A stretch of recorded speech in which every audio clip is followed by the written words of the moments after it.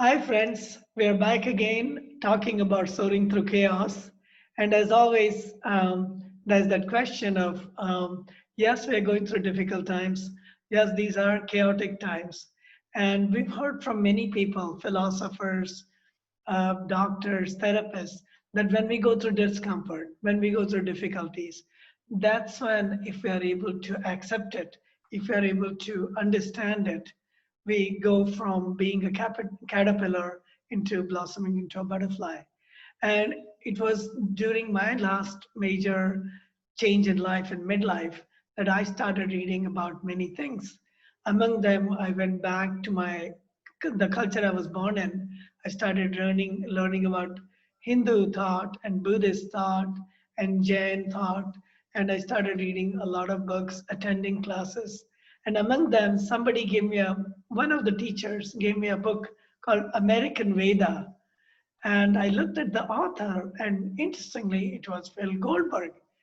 So I wrote a message to Phil saying, I want to meet you because you've written such a wonderful book.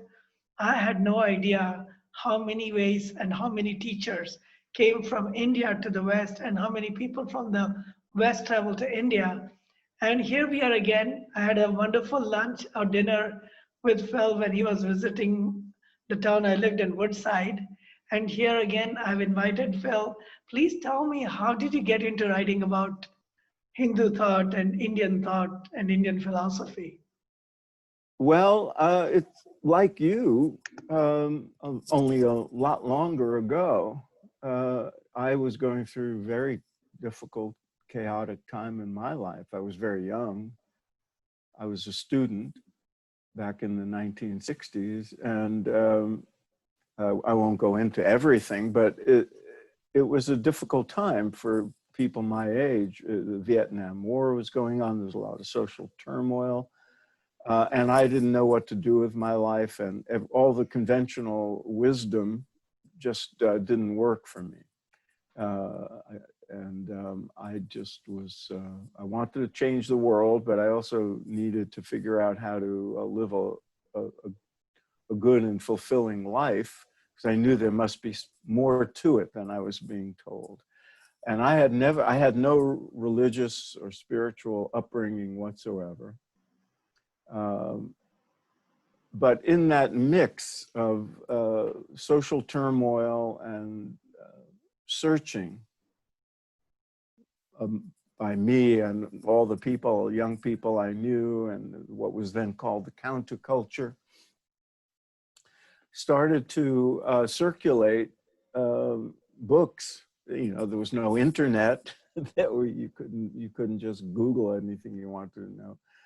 But books were circulating, and the ones that drew my attention were the ones about Indian philosophy and all the spiritual traditions of the East, what we think of as Hinduism and Buddhism, Taoism, and especially the literature that came from the Vedanta and yoga traditions.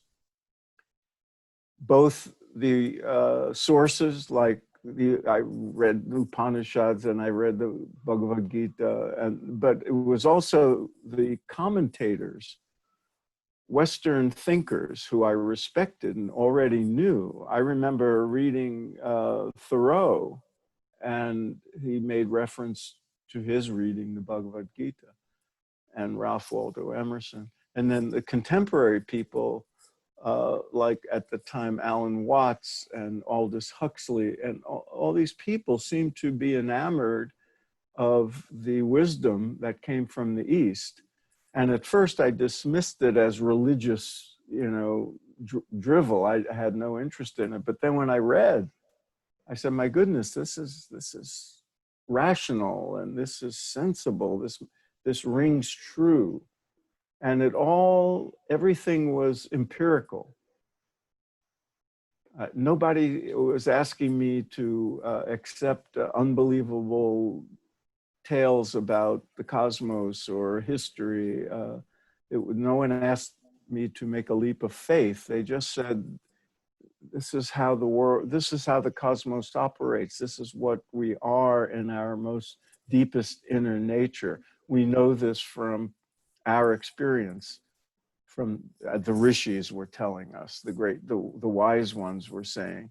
And you can experience this too. You can test this out in your own life.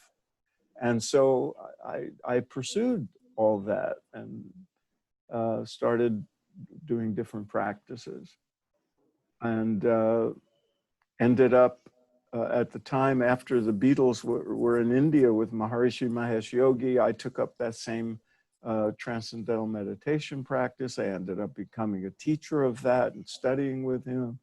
And everything just led from there. It was so transformative in my life that I just want to know more and more.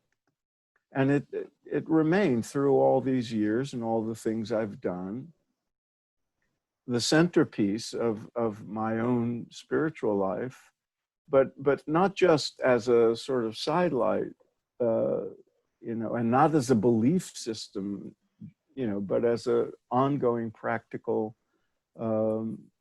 methodologies and orientation in my life. And so as a professional writer and public speaker and all the other things I do, those teachings of Advaita Vedanta and the practices, the methodologies, the practical approach to life that we think of as yoga,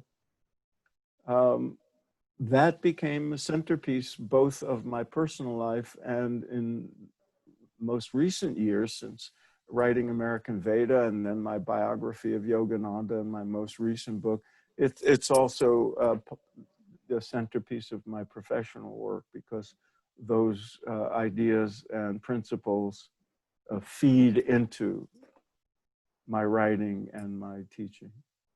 Well, please tell us more about your new book. In fact, I was wondering how you were I happen doing. to have a copy right here. Great, great. And I think you sent me a soft copy as well. Tell us about it. And because you're always up to something new. Even American Veda Well, was amazing when I read it first. well, and and I'm delighted. I always love when I hear that, and I love it even more when I hear it from people of Indian descent, because it's very gratifying to know that, to let people know how much the Hindu Dharma has affected Americans and American culture in a much, much deeper and more profound way than people realize. And that's what American Veda is about, how these teachings came here and the impact they had. The recent book, the new book, published next week, on August 4th is the official publication date. Oh, wow. That's an auspicious day here in India, by the way. Well, yes. In India, it's auspicious? August 3rd is an auspicious day. It's, I think, the full moon. And it's one of the big full moons of India, where we celebrate the god of compassion, Varuna. In August. Yeah. So August 4th will be the morning after. That's right. That's really nice to know. That's right. That's nice to know. Oh, great. I'll make use of that in the publicity. So it's called Spiritual Practice for Crazy Times. Subtitle is Powerful Tools to Cultivate Calm, Clarity, and Courage. And I conceived the book more than about a year and a half ago, maybe, because the times were crazy then. You know, people were having difficulty. You know, there was a lot of, you know, the social and political scene in America at the time was and remains, you know, difficult for people, and there's a lot of concern, a lot of high emotions, from anger to fear and everything else. And I saw the need for people to engage their inner life and find some peace and refuge in all the methodologies of the different spiritual traditions, mainly the yoga tradition. And so I wrote an article about it, and then my publisher and I thought maybe there's a book. So I started writing the book, and we completed it. And then I was in India leading a tour for a month when COVID hit, and I returned from India on February 13th of this year and to Los Angeles. And at the time, we were all worried about making plane connections and all that, because China had been hit hard. It had started to appear in America and in India. But I got home just in time and to proofread the final version of the book. And we thought, should we change anything? Because now, we have this pandemic. It's getting crazier. And I thought, and yet the world was suddenly even crazier. And states like California was starting to be locked down, and we thought, maybe I should make changes in the book while there's still time. And I went through it, and I thought, no, everything in it makes sense no matter how crazy the world is. So there's no sense changing it. It's timeless in the advice I'm giving and the point of view. It's not my own. I drew from much wiser people than myself and from traditional wisdom, but I put it together in a practical way. And so we realized that times can be crazy for individuals, even in good times for the rest of the world. When the pandemic will end, economy will pick up, there'll be good times again. But in individual lives, there can always be chaos, there can always be confusion, there can always be loss and illness and death and everything else that human beings are subject to. So we left the book alone. I just added a paragraph to the preface. And so people keep telling me, wow, how smart you are. This is such a timely book. We had no idea. We couldn't, it takes time to write a book, and then months of, production and planning and everything. The publisher did bring out the book in digital form early and for a very low price. And I'm going to keep the digital version price low just to give people easy access to it in these difficult times. And now the book itself is out, and I suddenly find myself with a timely book, because just when you think things can't get crazier, they do. And, yes. In fact, they say there are no accidents in the universe, and your timing, whether you planned it or not. I'm sure you're saying you didn't have this. It wasn't an oracle that told you that it was happening, but something about the timing is just impeccable. And I was in Mexico. I actually started off in South Korea. As soon as I reached South Korea around Valentine's Day, I saw everybody in mass. I just left India and went to South Korea. So I said, okay, I don't want to be stranded in a place where I don't know a word of the language. All I could say was Kamsahamnida, and I left and came to San Francisco. A month later, or less than a month later, there was talk about locking down or shelter in place. So I said, okay, I'll take a chance and come to Mexico. So I spent 3 months in Mexico. I thought I would be here only a couple of weeks, but within a week, India went into a lockdown too. But to me, the opportunity was to learn about Mexican culture, and to see the similarities. If you've ever been here, the similarities between the culture of India and the culture of Mexico. Oh, that's interesting. My wife and I, in December, about a month before I went to India, we spent a week in Oaxaca. Oh, yeah, yeah. Holiday. But I'd be curious to know what you concluded about about all that. Yeah, well, culturally, it's a mix, it's a mix of native culture and Catholic culture.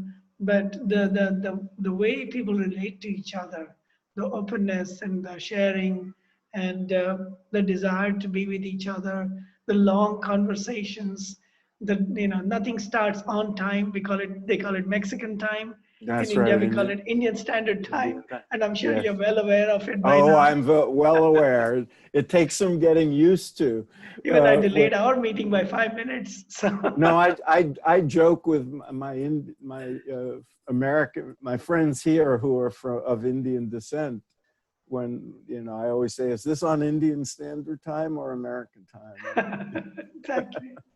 So tell us more about this new book. I mean, every time I think I've read two of your earlier books. After American Veda, I went back and read your version of Paramahansa Yogananda's life, and I found deep insights, especially because you were able to take what's considered as Eastern philosophy, but to really relate it to the Western mind. And I have lived in both places. My entire childhood was in India, and my adulthood was in America. And now I go back and forth. I spent 4 years in India. So to be able to understand something from a holistic perspective, for lack of a better word, was something I found unique about your work. Alan Watts was another author. I, in fact, talked to Ann Watts when I was in Mexico. We had a call like this with Ann Watts, Alan's daughter, who has written a collection of his essays. She just Huh. published, Alan, Oh, Anne and that's her good. older sister published a collection of his essays from his lifetime. And Oh, I'll again, have to look into that. yes, and to be able to bring in the East and the West, because at the end of the day, we are all human beings. At the end of the day, it's not like just because I was born in a Hindu family, or perhaps you are born in a Jewish or Judeo-Christian community, doesn't make us different. There are differences in the way we grew up, the culture and the habits and the traditions and the rituals. But at the end of the day, we are all human. So, what have you learned from? Have your readings of India changed you? And in what, if Oh, so, in what ways? they changed me 50 years ago, which is Wow. why these teachings are so dear to me, and why I love and feel almost well, it's a dharmic sort of sense of duty and obligation to share these teachings and make them more accessible to people, because to me they're universal. And it's great that you uh, bring up Alan Watts, because he was one of the people who deeply influenced me at the time. And if I have the skill you mentioned, it's because in my early days of learning about the teachings of the East, and especially the Vedic tradition, it was because people like Alan Watts and Aldous Huxley and Christopher Isherwood and Houston Smith and Joseph Campbell, a lot of these Western people who had absorbed these teachings either directly from teachers, from some of the swamis and gurus who came to America, or through literature, or through traveling in India. They adapted the teachings into the language that Westerners could understand, and in using cultural references and metaphor and images that people in the West could relate to. and to be thought of and mentioned by people like you as being in that same a category of Westerners embracing these teachings and trying to present them to others without distorting them in the translation and in the application, which is, I think, a critical element. I'm honored to be in a category like that. But let me also add that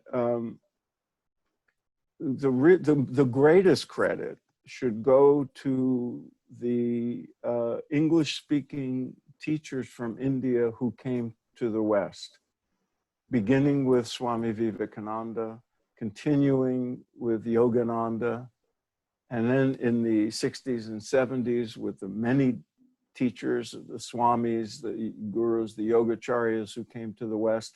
I spent many, many hours with Maharishi Mahesh Yogi when he was very famous after the Beatles took up his TM practice.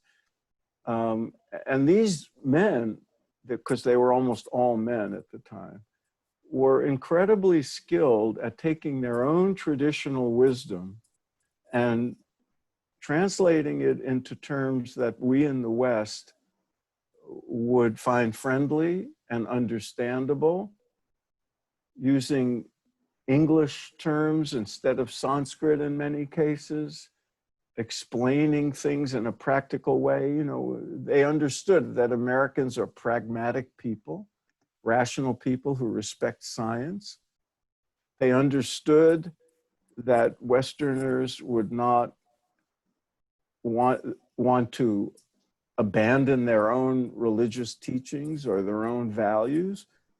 And so they presented these teachings not as a religion, like, you know, you had to convert or something, not like missionaries, but as teachers who were presenting universal insights that anybody could use in their lives, and methods like meditation and yoga and kirtan and all the other methodologies that have value regardless of your own religion or your absence of religion. You know, a great many people like me, I grew up with atheist parents. I had no interest in religion. So to me, I was not adopting a religion. I was applying principles that we could think of as spiritual. But even that I resisted at the time. It was just like, I just wanted to you know, have some inner calm. I wanted to expand my awareness without using psychedelic drugs. I wanted to feel comfortable in life. I wanted to understand my place in the universe. You know, and so it was a very practical approach. If these methods work, I'll keep doing them. And there were millions of people like me. And then there were others who, you know, and then of course I embraced the cosmology and the spiritual orientation because they made sense to me. And they could be sort of verified in my own life. And that was important. And these teachers presented those in those terms, and that's why we remember them. And that's why, you know, in so many ways, the spiritual landscape of America is very different now than it was in the past. And these methods are now embraced by, you know, doctors and psychotherapists and neuroscientists and people like that, because they're empirical and they're testable and they're applicable regardless of your belief system. And this is terribly important. You know, I get from my healthcare provider, you know, you know Kaiser Permanente because you lived in California. So they're my healthcare provider. And I get mailings now, especially during the pandemic. Oh, you know, take care of yourself. You should learn to meditate to, you know, to keep stress down. And we have yoga classes available online and all this stuff. And I thought, this was not the case back in, you know, the 60s and 70s when I was getting into all this stuff. So these teachings have permeated Western society in a way that's transformative. And for me personally, they continue to be. And, you know, I'm looking right now, I could see my bookshelf has about 15 different translations of the Gita. Wow. And I've taught workshops on the Gita. I'm not a Sanskrit expert. I can't translate or go to the original text, but I have all these translations and commentaries because they continue to be guiding lights in people's lives. And I just recently did a workshop on the Gita for people who are training to be yoga teachers. And they're going to take some of those insights, you know, into their classes when people come. And some of those people will come because they, you know, they want to be more limber or because they want to improve their health. And then they're going to discover that these methods of stretching and bending and meditating and all that, you know, have a context of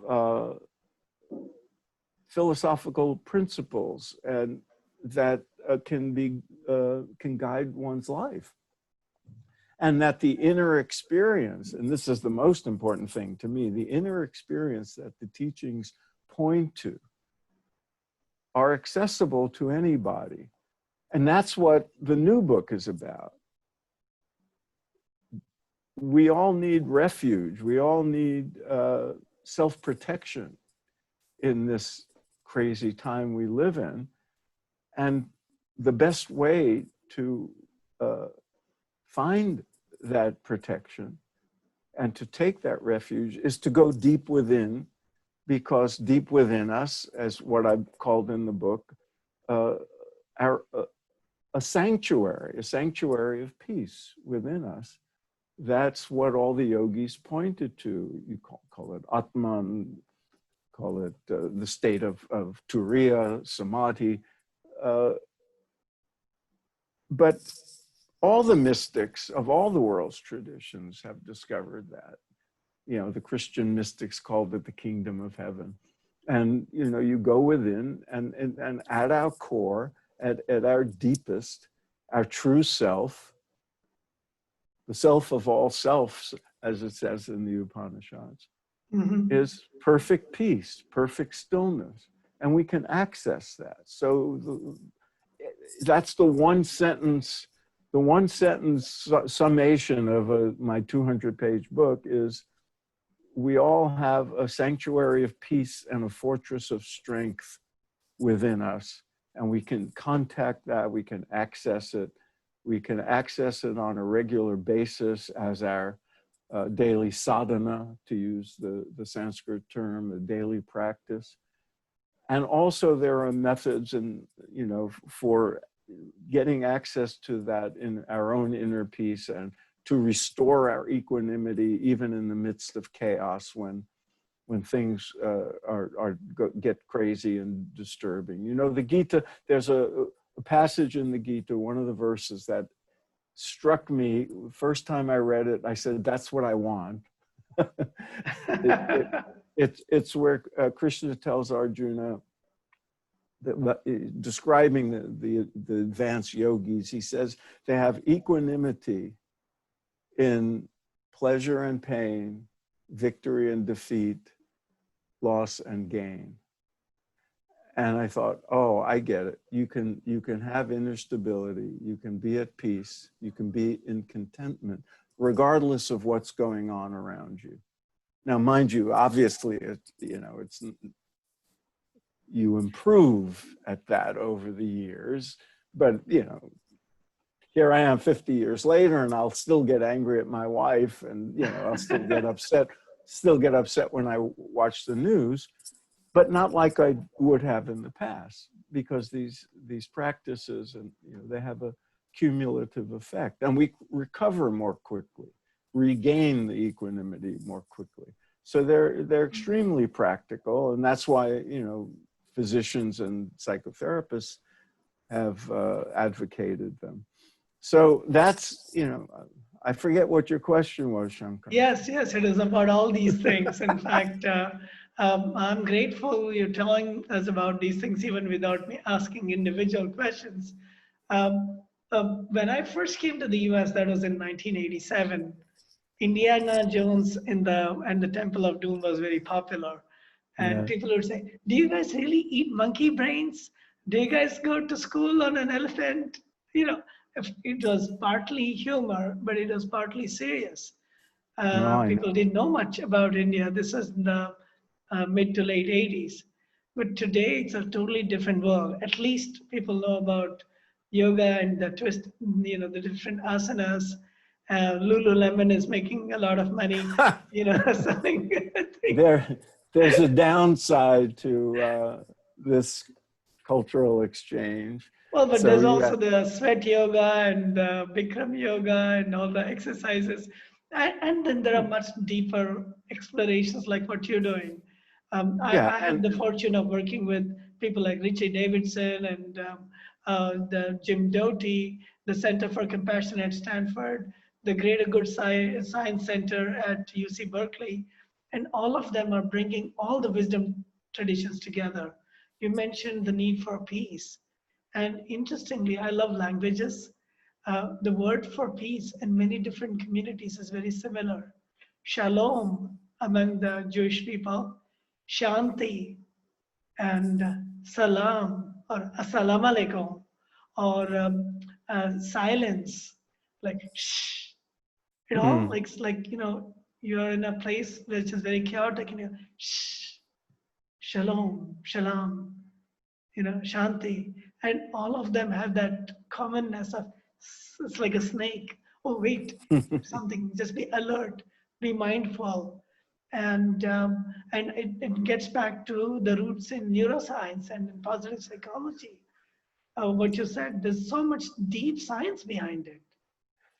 back in, I hate to give away my age, but when I started, when I took up meditation in 1968, and then Wow, I became a teacher of it at the end of 1970, so it'll be 50 years soon. Um, wow. and in those days, in the late 60s, early 70s, the first scientific studies were being done on meditation. And I was living in Cambridge, Massachusetts at the time. And I was actually a subject in one of the first studies. Was it with At, Dr. John Kabat-Zinn by any chance? no, he No, was, this is John TM. Kabat-Zinn, yeah, John Kabat-Zinn was later studying mindfulness practice from the Yes, Vipassana. yes. Vipassana and Samatha traditions. That's right.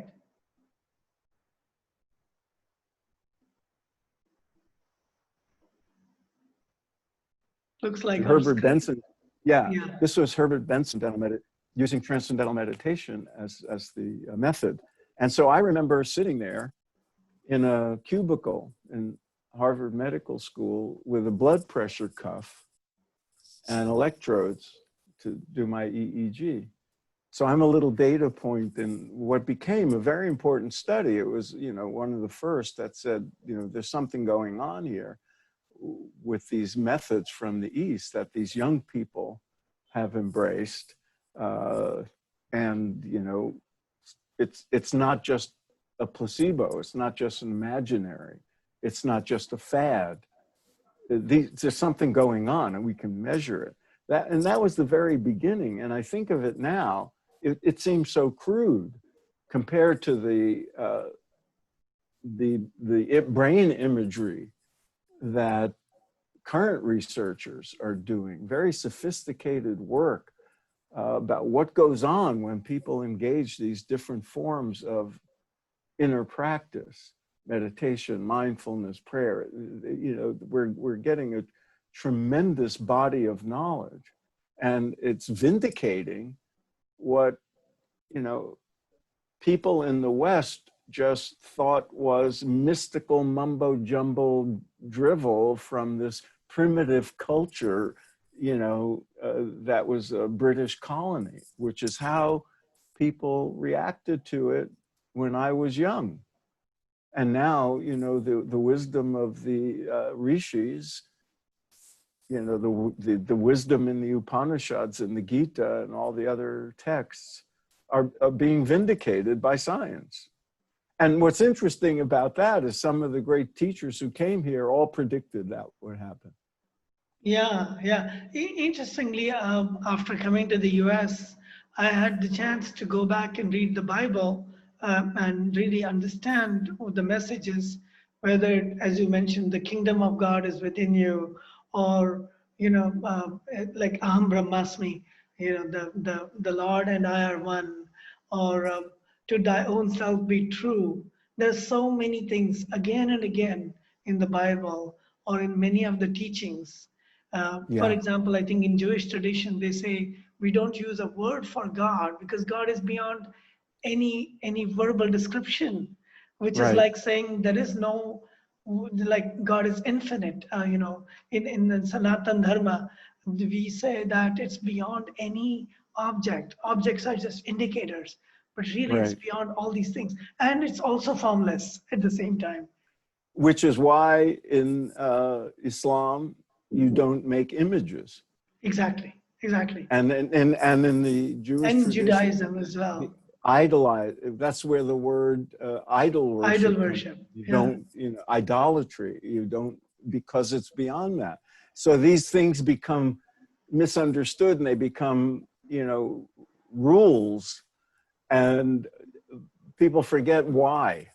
It becomes like dogma instead of the fundamentals, Yeah, which is exactly. the fundamentals are really the same, that you cannot conceptualize wisdom. You can't put it in a nice little statement. It's beyond. The statements are just indicators, as I think Joseph Campbell said that very beautifully, that mythology is fairy tales for adults. You can't take it literally. It's not newspapers. But as the Zen Buddhist saying goes, don't mistake the finger pointing to the moon for the For the moon moon. itself. But the finger points you to the moon, and these teachings, they point you to the experience you can have. Words can capture it, images can capture it, but it's what we are, and so we can experience what So we are I have through a these. question about that.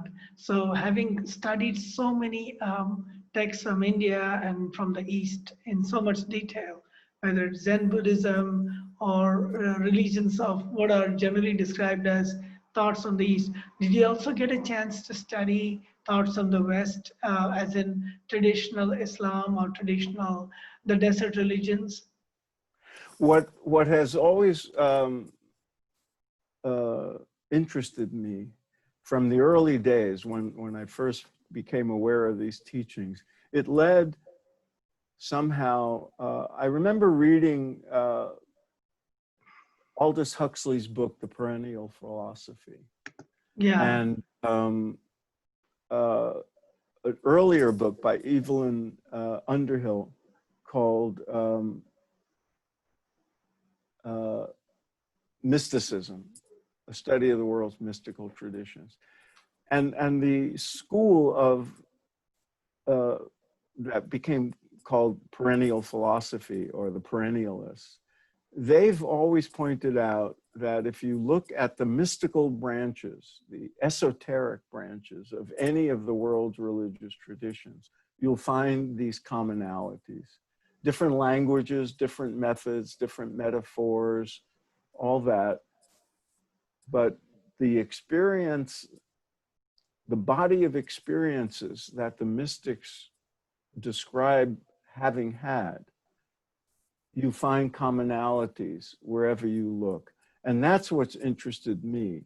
So I'm not a scholar in this, in the academic sense, but when I look at the Sufis and I look Yes. at the Jewish mystics and I look at the Christian mystics like Teresa of Avila and John of the Cross, John the Divine, and so many of the others, they strike me as having experienced and written about, spoken about the same thing that the rishis of India wrote and spoke about, that the Buddhists did, that all the great mystical teachers, all the founders of the world's religions who were mystic.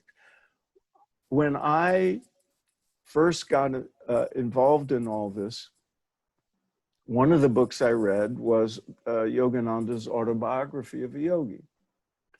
And in it, he talks about his take on Christianity and Jesus. And I thought, oh, I must have missed something. Because, I grew up in America, so I knew about, Christmas and Easter and all that. But I was raised by Jews who were non-religious. But I had Catholic friends growing up and all that, but I didn't know anything. I just thought it was all religious mumbo jumbo. But I thought, oh, a Yogananda and Swami so-and-so and, Guru so-and-so, they all seem to think highly of Jesus. So maybe I should go and read the New Testament. And so I did. And for the first time, after having read the Upanishads and the Gita and everything, and when I read it, I thought, oh my God, Jesus was a guru. He was a yogi. He's teaching like, the gurus in the Upanishads. Yes, indeed. Their students. And so I remember that moment. It was a very important thing. And then I subsequently learned there were Jewish mystics, these great mystical rabbis from the past, and and the great Sufi saints, Rumi and all the others. And I thought, there's something to be gained from all these traditions. And the eternal wisdom, what we call Sanatana Dharma, is not limited just to what we think of as Hinduism or the Vedic branches, because they're inherent in our own nature. People can benefit from these teachings wherever they are in the world, and people throughout history have broken through and had these inner experiences and these insights, these epiphanies, these revelations, that all are the same, whether they happen in the desert in the Middle East, or in the jungle in the Amazon, or in the Himalayas, because it's like gravity. It applies everywhere. That's true. Whether we call it one way or the other, gravity is still gravity. That reminds me of some of the early people, like Dr. Jill Bolte Taylor at Harvard. She talks about when she had a stroke. She calls it her stroke of insight. And she describes it in great detail. Here. Sorry? Oh, you do? I quote her in here, yes. Fantastic, fantastic. Because it provides the scientific basis that a lot of people are looking for, especially at a time when a lot of gurus and all, sometimes there are exaggerated claims. So to be able to use the lens of science and to be able to see it from a wisdom perspective and tradition perspective is valuable. So one last question. Yeah. Yeah. I was going to look up in my book where I quote her, but I remember what it is. It was essentially the importance of pausing. Yes. During chaos and letting the chaotic feelings, the emotions, letting them pass and just witnessing them, which is a very yogic thing to do. Yes. Yes. And there's more to it, but yes, she was a valuable source. I think even Carlos Castaneda, when in terms of the teachings from the Mayans and the Aztecs, talk about these pauses, the space between the thoughts. Yes, the gap. The gaps. Yes. It's so amazing. And I was on an interview yesterday where we talked about the clothing company had a slogan, "Fall into the gap." And they didn't realize how profound that was. How profound that is, exactly. Which reminds me, I have one last question. There are so many different paths, as they say, even in mysticism. There are these, the path of bhakti or of devotion and love. There is Yeah. also the path of jnana or understanding through the, the teachings of the rishis. There's also the path of karma or doing good things and literally serving, the path of service. Which of these paths did you see as an anchor for you in your life, or was it different at different times? Thanks for adding that. I write about, actually, I write about the traditional pathways of yoga in many different contexts over the years. And I allude to them in here. So, there's, without calling it necessarily that, there's material in here for those who are inclined to devotion and serve and worship, the bhaktas. There's a lot for the jnanis, and there's a lot about service and doing something in the world, which I think is terribly important right now, that we all do what we can to make the world a little bit more sane, and that there's benefit. As I've learned from the Karma Yoga tradition, there's great benefit to ourselves in doing selfless service to the extent we can, to the extent that's proper and appropriate for our own lives. So I draw from the different paths, but I've came to understand that they're not exclusive pathways. It's not like, well, you have to choose. Are you going to be a jnani or a bhakta or a karma yogi? No, it doesn't work that way. They overlap and they intersect. So when I travel in India and I go to an ashram, it may be an Advaita Vedanta ashram, and so that, they think of, it's very jnani oriented, but they're all doing service. That's and true. Then evening comes and they're all doing arti. That's right? true. So there's, and then I might go to, something in the Vaishnavite tradition, like the Hare Krishna people. And they're bhaktas, they're the quintessential bhaktas, but they all are doing service work, That's right? true. And they're all studying their The texts. scriptures. So Yes. it's just, we all have to find the proper balance, but if you have a holistic spiritual life, you're doing all of these, in one extent or another, and it does change in time. If I had to categorize myself as one of those three, I'd be a jnani. I'm very mind oriented. It was the knowledge that drew me, and these practices of mental practices of meditation and the discernment that's part of the jnani tradition.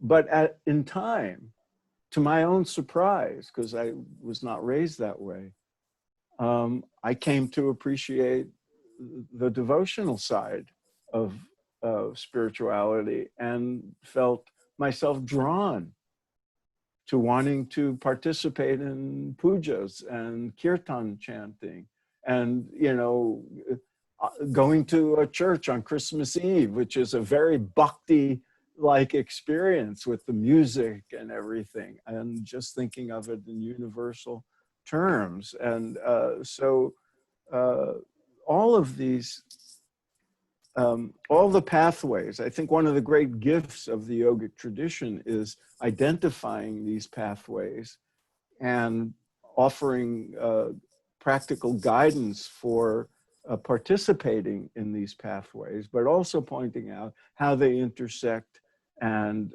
strengthen one another in a mutually supportive way. But if you forced me, I would have to say I was a jnani. Yeah, and in fact, it's like a tapestry or a web where they all support each other. Yeah. I had a teacher who said that art, science, and practice are like, it's like braiding. You cannot form a braid with just one thread or one strand. So you have the art, and you have the science and the practice, and Right. maybe the practice is the service, the path of service, like Mother Teresa did. And you could have going to pray and play the music and gospel music. And then of course there's the reading, the teachings in the Bible, or the sermons and things like that. And that's true That's in right. every tradition, and I'm so Every grateful. tradition. Yeah, I know we have limited time, but do you have any last words to No, say but to one people? of the things, we talked about Jnana Yoga and Karma Yoga, Bhakti Yoga, but there was also, as Swami Vivekananda was the first to really bring out in English, Raj Yoga. Raj Yoga, the discipline.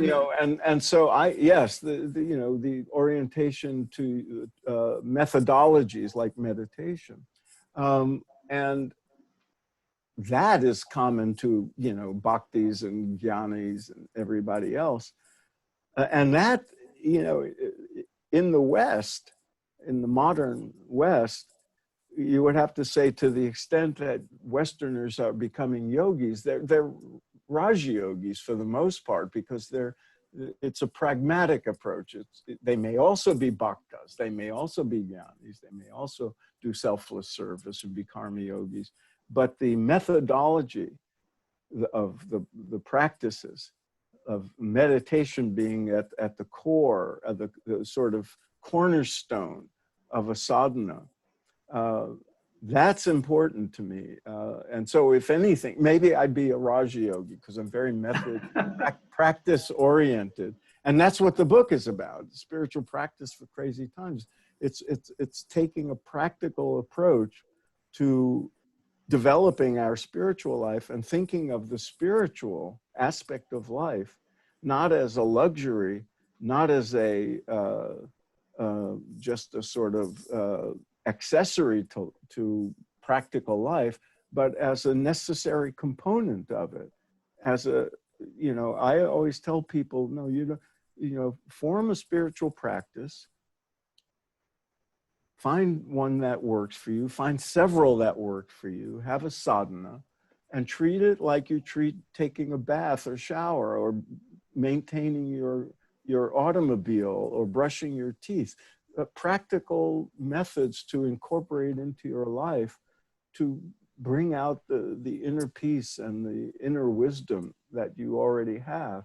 That's how we find sanctuary in crazy times, but it's also how we develop a platform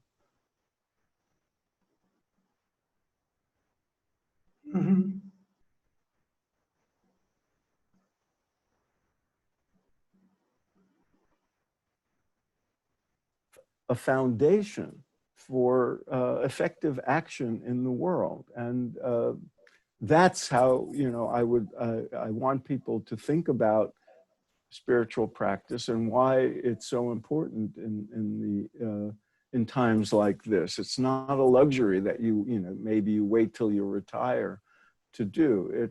It'll equip you to do your work in the world better, to be a better parent, a better citizen, a better professional. And so that's the message I would like to share.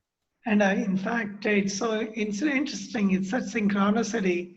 You're writing a book about spirituality in times of crisis, and a crisis is presented to us almost like a testimonial that, yes, we need these practices even in calmer times. It makes me very happy to have a book that's coming out at just the right time. But you know what? I wish it wasn't. I know. I'd rather, I'd rather times be good. Yeah, but at the same time, if my little book can make a contribution in any individual's life to help them deal with what's going on and to help them make things better for other people, whether it's their family or their community or the world. And if if the book has some value in coming out at this time, in the larger sense, I would be humbled because I didn't plan it this way, and I would be grateful. I would be very happy. Well, again, thanks a lot, Phil. Yeah, just listening to you has been really, really amazing. And I had no idea that it just happened, the timing coincided between you writing a book about spirituality Yeah. in the times of chaos. It's like there's this Chinese, I think it's a curse or something. May you live in May you interesting live in. times. Yeah, we sure do. We are living in interesting And times. here, through the miracle of modern technology, we're on other sides of the world. It's Yes. late at night where you are, and it's morning where I am. I'm about to go to breakfast. You're about to go to sleep. Go to bed. And that's, one of the blessings of modern life. And let me add, since I'm in the mode of promoting my book, on my website, philipgoldberg.com, you'll see I've made an offer for people who buy the book on, you can only get it online these days. But there's a procedure that if you buy the book, you let me know. And if you want it, I'll send you, I made a recording of meditation instructions because the sound of, hearing the instructions and following them is easier than reading it in a book and following them. So I took a couple of the methods from the book, and I made an audio of it. So as a gift to people who buy the book. So I just want to mention that. Well, that's amazing. And please let me know what's the best way people can reach out to you if they want to. Is there a website? Is there a Facebook page? How best can they reach I you? have Facebook pages, and my website is philipgoldberg.com. And I'm going to share all that along with this interview so that good. And my podcast, which people may want to listen to, it's free podcast called Spirit Matters. We have interviews with a great number of very wise spiritual teachers. Oh, great. Fantastic. So I'm going to share all these links so that people can learn directly from you. And if people know where to find me also, no problem. Okay. And if there's any need, we can always have another conversation. So I'm grateful again. And so namaste, shalom. Namaste. And so much gratitude for the work you do, and for all of you who are listening. Please stay in touch. And thank you. Stay safe. Stay safe.